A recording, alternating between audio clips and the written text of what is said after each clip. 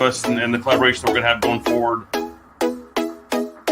No better way to communicate to your audience. How do we grow strategically now that we've gotten the right path forward? Hey, everybody. Hope you're doing awesome. I just wanted to, we're taking a little pivot with Agents Who Win this week as we've done a new agent success series, the last 3 interviews. This week, we're with our coach, Tommy Sandvik, with referral partner. He's our referral partners coach, but he's with 7L. And so, Tommy, I wanted to dive in, and we're going to be coming to you every day this week. I know it's going to be staggered times, but mostly at the end of the day. And just to dive in, daily habits you can create to go from daily prospecting to daily referrals. Because something I don't like to do is picking up the phone and calling those random strangers. I like to go call people who know me and want to refer me. Yeah, exactly. That's the goal. And I have to apologize in advance if my cat gets in the way. He's decided he wants to participate. So for those watching, hey, pets are welcome. Yeah. The joys of working at home. Yeah, exactly. You know, that's what I kind of wanted to. Well, first of all, a couple things is just so I'm the VP of coaching at Referco, and we're all about building a business on referrals with love, generosity, and appreciation. And it's a very different way of going about building the business, because most of the time we're taught about, numbers driven approach and, make 200 calls a day. And there's nothing wrong with that. Everything works when done consistently. But for those who struggle to pick up the phone and don't really want to do that component, just so there is an alternative. So we wanted to, I'm actually doing a presentation next week at Referral Mastery Summit. And I think a lot of people can utilize this, because one of the biggest questions I get is, okay, I want to build on referrals. What do I need to do every day? Like, what are the metrics that I should be focusing on in order to get those referrals? And so I came up with this presentation. So I'm just going to want to go through those throughout the week. And then we can, again, people feel free to ask questions below or reach out and find a little bit more. All the strategies I'm going to share over the next week are going to be based on the book, The 7 Levels of Communication, Go from Relationships to Referrals. So I'm not going to have time. We're not going to have time to go super deep into the details. But if you feel a little lost or are interested in it, then you go to thebookonreferrals.com and you can get the book. And that helps to certainly align everything that I'm going to be talking about over the next week. So that's, I just want to set that framework a little bit.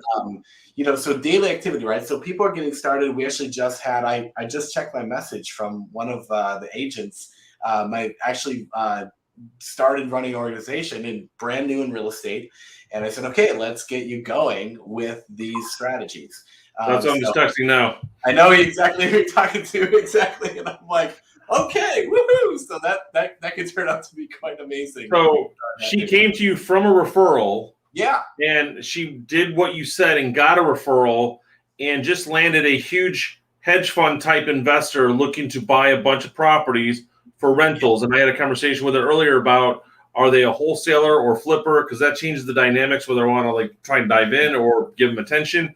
These are people who are wanting to buy and hold, and they're looking across the entire state. So this is actually a huge win from, referral to referral to referral. And now I've got this company who wants to buy a crap ton of properties.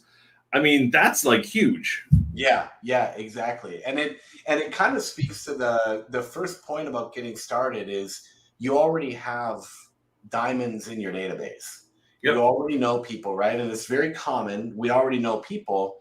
The question is, when getting started, how that approach has, and I haven't had a chance to talk to her to see exactly how that all came to light. She's first on my call list when we're off of here. But I'm like, I want to know, give me the details, right? Because that's super amazing. But what I could definitely say, it had to be from somebody that she already knew and just must have struck up a conversation. I don't know. But so anyway, so getting started, it's all about, and the first thing I really, in looking at the metrics to do every day to get referrals, is there's a couple core mindset components. The first one is understanding that although we want transactions and we need the money right in the moment, we're getting going and up and running, or maybe you've been in the business for a while and you just want to kind of make that shift into referrals, you're really always looking for referral sources. How do you get to the people? Like, obviously a hedge fund, that's a referral source, right? That's Yeah. a big thing, right? But getting to the people and building the relationship with the people who, by nature of what they do, have the capability to send you referrals on a regular basis, but then also based on who they are. And what I mean by that is, as we're looking to find a source of referrals, one of the core components is just paying attention to who really gets you and your values and knows how you want to go to market. I teach people to say, hey, stand up in a room and say, hey, I do business on referral with love, generosity, and appreciation. The one or two people that come running up to you that are like, oh, I want to talk to you more, that's your people. Like, that's the tribe that are going to help get you to those people. So the daily activities I'm going to give, it's all based on you're trying to sell through, not to, but in the process, you may find opportunities, but it's all about how do we get to referral sources? That's what these metrics are ultimately really, truly about in the long term. And the other component that can be a little bit of a mind, like, can throw people off, is that in this methodology, you don't need to do 200 calls. You can do 20 calls, do them in 1 to 2 hours to people that you already know, and you've done your core activity. And it's hard sometimes for people that they feel like I'm not doing enough, like I should be doing more. They think they have to constantly be doing the income producing activity from that perspective. But if you're doing these core metrics, it's okay to be like, okay, I did this and I did that and the box is checked and now I can work on my business or learn. Then there's tons of training out there, whatever the other things are that you're working on developing. So I've found with people that those are the two things. Number one, find referral sources and do that from the beginning. You'll cut your learning curve so much if you think that way from the beginning. Find the sources, and it's not about the amount of time, it's about the quality of the time and the people that you're spending it with. So those are the two kind of mindset components. So that leads into the core activities. So that's that. You want me to go straight into given activity? Yeah, let's do that as we pivot into the week and maybe talk about what we'll have Tuesday, Wednesday, Thursday, and Friday as we're going through this. Okay, cool. Yeah, so today I'll cover my favorite one, which is Power Notes. And then tomorrow we will talk about generosity calls. And then I'm pulling up my list here. And then on Wednesday, we'll talk about one-to-one meetings. And on Thursday, we'll talk about events. And then Friday, we'll wrap it all up with some general coaching stuff to habit-wise to help you get consistent action. I'll kind of pull from the high-performance coaching, different stuff so we can put it all together. Because we're going to give you all strategy. Right? Awesome. But the thing is, we can give strategy all day long, but if people don't take action, it's not going to matter. So right. We'll kind of tap it off with some things, little tricks you can do to keep you in action each day. So kind of go that. So, okay, so let's start with Power Notes, right? So getting started, you're a new agent, you want to generate referrals. Okay, the first step is writing handwritten notes to the people in your database. Now, a lot of times people come in, they don't necessarily have their database compiled. So your first step is find 5 people you have their address for and send them this note. And then as you are doing it, you can build your database out. So there's a couple things around handwritten notes that are very unique, especially the way that we teach them.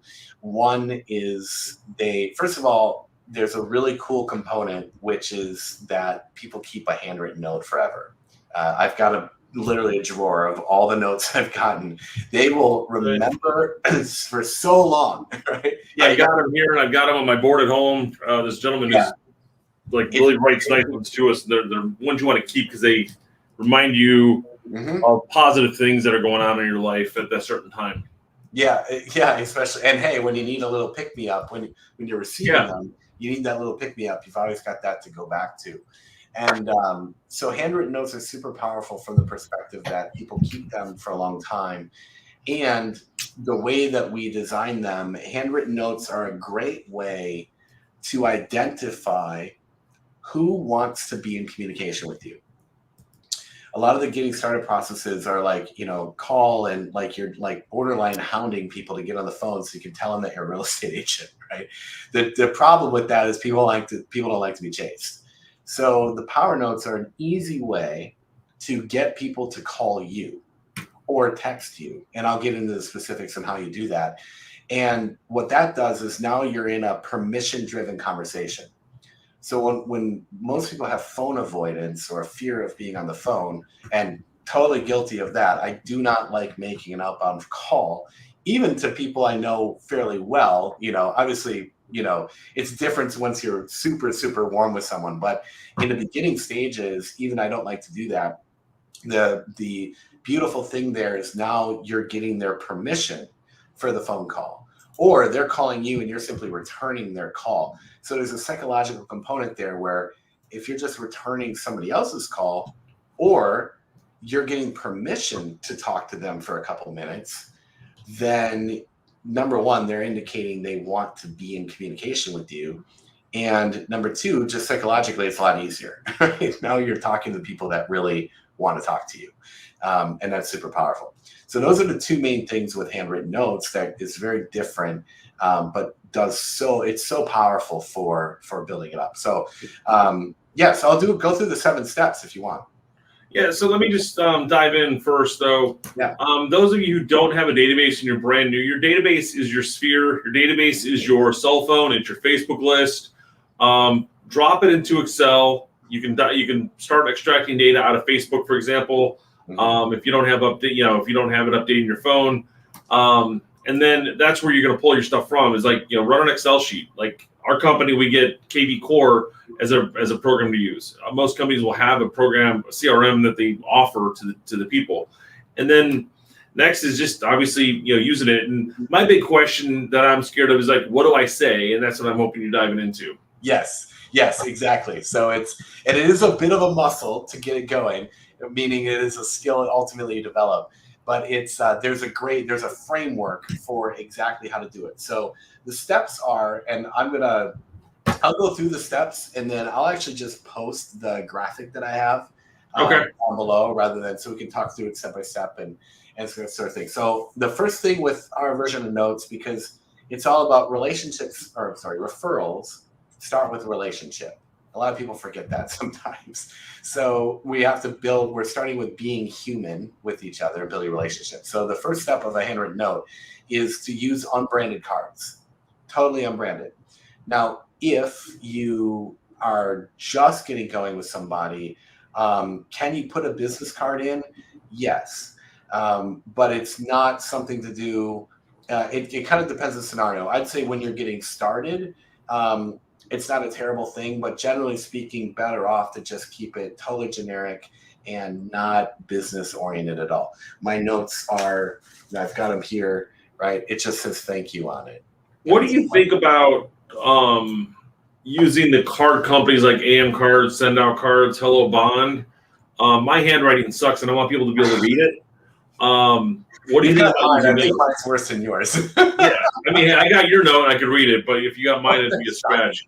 But what do you think about using those companies? And they are unbranded. I mean, they're just straight up like thank you, and then it's got the inside bait empty for you to fill something out.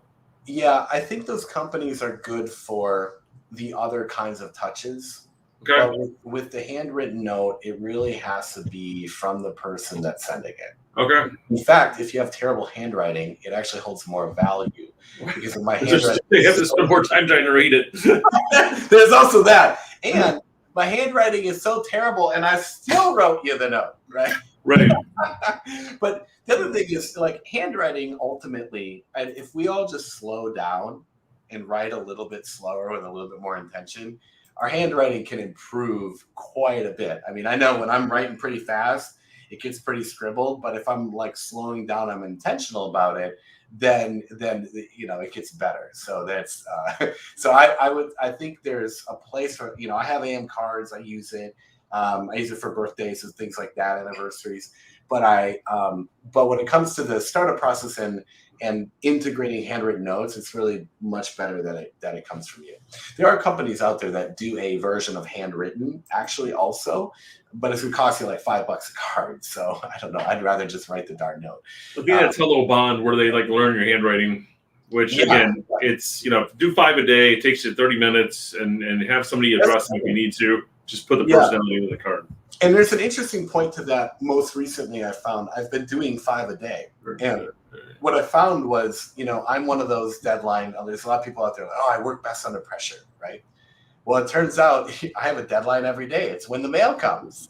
So I found that actually doing the address, what's another beautiful thing is you can do handwritten notes whenever you want. So it doesn't matter what time of the day it is. It could be, you could be winding down at night at 8 o'clock and decide to write handwritten notes. Yeah, I'm the weird guy that's done that, I guess. But it's like you can do it whenever you want. But there's always a deadline, along the way. So that's another component. So it actually helps having that you're really on that deadline because that's when the mail's going to come. So the first thing is unbranded cards, right? The second thing is using blue ink, which is there's a lot of psychology in that, but the main thing is it shows the authenticity. And that's a big thing with the companies is they don't do blue ink along the way. So that's another reason right there. So I tried even one of them, so using blue ink, it's the most favorite color and it shows authenticity. So, who doesn't like blue, right? So use blue ink. Now we get into the more specifics of the strategy. In the way that you write it, it's all about focusing on the other person. So the next step is using you as much as possible, but avoid I, me, or my as much as possible. So you're keeping it about them. So an example I always give is like, instead of saying, I loved the dress you wore at the party, I would say your dress at the party was amazing. Really easy flip. And that's where there is a little bit of muscle involved with the skill of rewriting and changing how you think about a sentence structure. But, I'm usually starting out, their name, thank you so much for blah, blah, blah, blah, blah. Your blah, blah, blah, blah, blah is appreciated or something of that. You have a great heart, whatever. I've kind of learned some different phrases that just works for me. That's come over time just from implementing. So just keep it in your mind. Look, it's not about being perfect, but it's just about be cognizant and be thoughtful that you're trying to avoid using I'm, your, my as much as possible. So I'll add one little extra tip in there that you can put into that note is your support, confidence, and trust is appreciated. Okay. If you put that in there, you're setting an expectation. Again, there's a lot of psychology in it, but that's one of the easiest sentences to write. Instead of, I appreciate just your support, confidence, and trust is appreciated. I believe that's in the last note I sent you, by the way. Your support, confidence, and trust is appreciated. I'm just putting that in the comments. So there's a lot of different methods. It's so funny, right? A simple handwritten note, and there's so much to it at the end of the day. There's a difference. Right? There's the people that you don't really know all that well. The note's going to be a little bit more generic. But what's interesting is the more that you become the person who writes these notes to everybody that you meet, you start to look for something to appreciate in them because you know you're going to write the note. And then it gets a lot more personal and it becomes that much more powerful. So when it's a little bit more generic, it's, thank you, something you appreciate. And if you ever need anything, please don't hesitate to reach out. Something like that. That's usually what it is. Okay, so the next one, fourth, which we kind of talked about, is be specific in your praise. So identify and acknowledge a characteristic, talent, or unique quality that they have. So that's basically what do you appreciate about them? Like just compliment them, right? So it helps you look for compliments in people. Okay, so the next one is using the power of positive projection. So what that means is like, what do you admire about that person that you yourself want to improve? So like, I'm a high I, I'm very social, but I'm not very organized. So when I see someone who's organized, I'm like, your organization is truly admirable, or appreciated or something like that. So express to them something you find as a weakness in yourself that they're very good at. The sixth step is write rightly. So I take this to the extreme versus other cards that I've seen.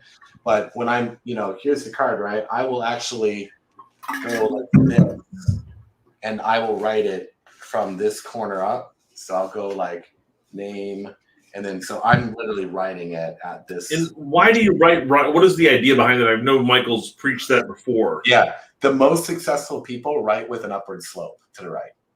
So act like you're successful, even if you suck. Be successful before yeah, exactly. It's a be do have thing. So I just take it to the extreme, and it tends to work. You don't have to literally tilt your card, but just write with that upward slope. It also does show authenticity because, again, any kind of pre-written card, they don't do the upward slope thing. So there's also that component to it. And then the last one, and this is the part where you get people to call you. This is what I loved about the handwritten note when I came across the book. Like, oh my gosh, this is brilliant. It is so simple. When you sign it with your name, P.S., text me when you get this. I have an idea. Or text me when you get this. I have a question for you. And then put your phone number. And what that does now is, you pique their curiosity. So think about it. They got a note, which is out of the ordinary. Then they open the note and they feel appreciated because you're expressing, right? You're pouring into them.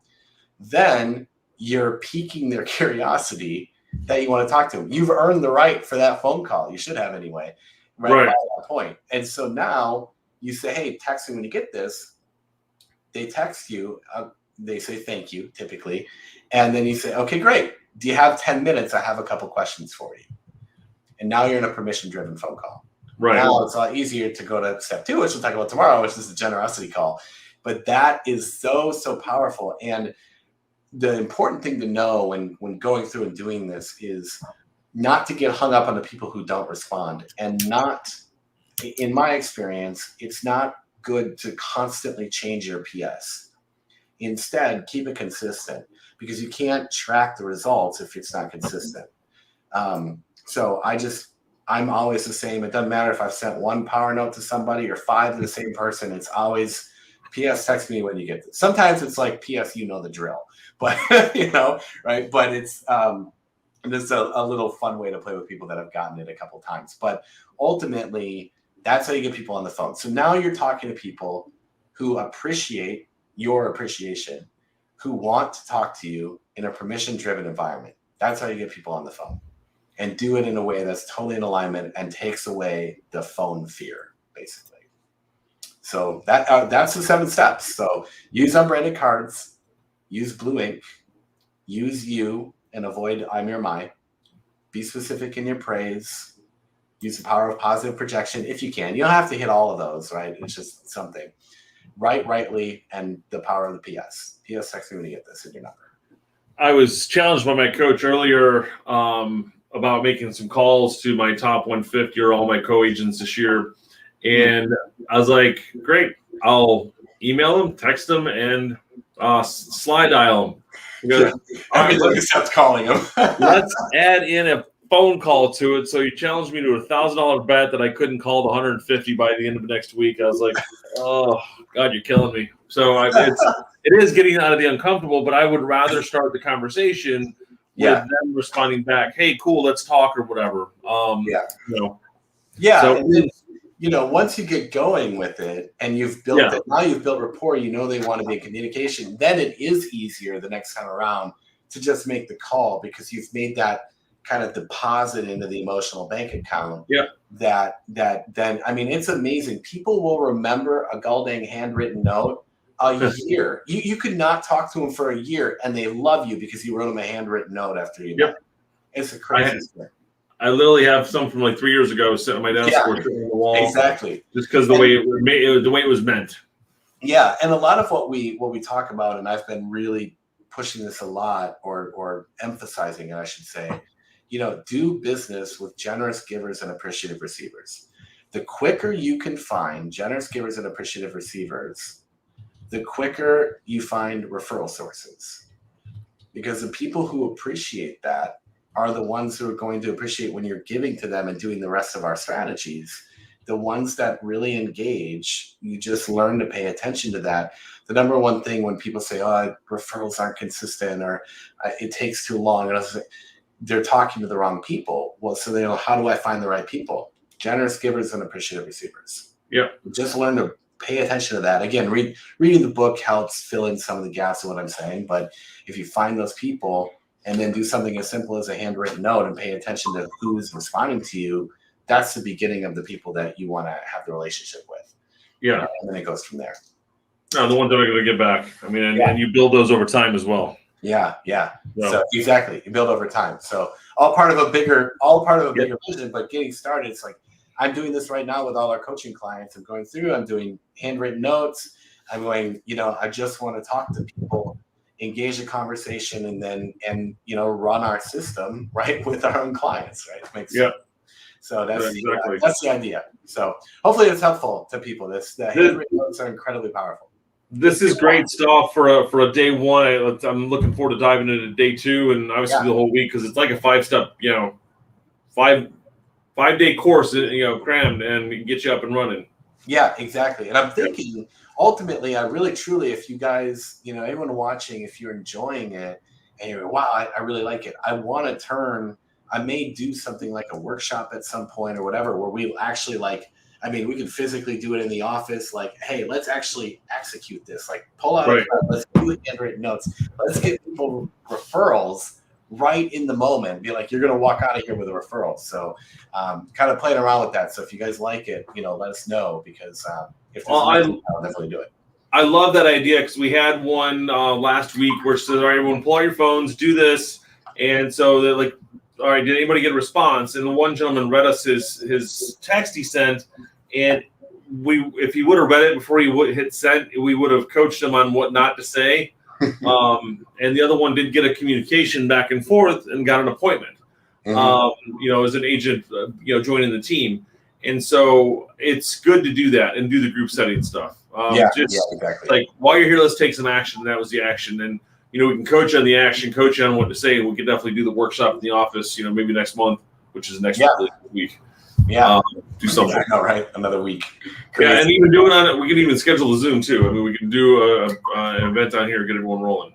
Yeah. I love it. Cool. So, cool. Awesome. You guys have fun, and we will see you tomorrow.